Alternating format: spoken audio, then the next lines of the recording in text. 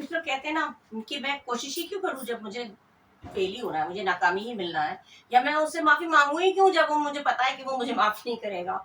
बोलते हैं ना, तो क्यों माफी मांगू ही क्यों जब मैंने कोई गलती नहीं की है। तो बोलते हैं, तो व्हाई शुड आई इवन करके आप उसको बना सकते हैं, मैं माफी मांगू ही क्यों जब मैंने कोई गलती नहीं की है। तो उसको सजाएंगे तो कैसे, why should I even ask apologize, या why should I even apologize if I have done nothing wrong। ठीक है, इस तरह की सेंटेंस हो सकता है। इसी पे बेस्ड और सेंटेंस भी है, देखिए, मैं रुकू ही क्यों जब मेरी यहाँ कोई कदर ही नहीं है। तो why should I even, ये आ गया why should I even, फिर वर्ब आ गया stay, उसके बाद if I am not appreciated here, मेरी कदर नहीं है, if I am not appreciated here। बहुत अच्छा लगता है इस तरह सेंटेंस सजाकर कोई भी सेंटेंस बना सकते हैं।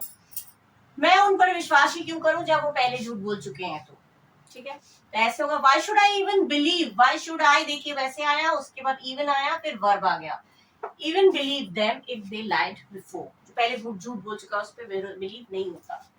मैं बोलूं ही क्यों जब मेरी बातों का किसी को परवाह ही नहीं है, बच्चे बोलते हैं ना ये चीज। तो इसको कैसे बोलेंगे, why should I even speak if my words don't matter to anyone. अच्छा लगता है सेंटेंस। मैं समझाऊं क्यों जब तुम कुछ सुनने को ही तैयार नहीं हो। तो why should I even explain if you are not ready to listen। ठीक है, इस तरह से सेंटेंस किस तरह से सज रहा है, देखिए बिल्कुल हूबहू स्ट्रक्चर के बेस पर आ रहा है। मैं कोशिश ही क्यों करूं जब बदले में मुझे सिर्फ नाकामी ही मिले। क्यों, why should I even try, failure is all I get in return।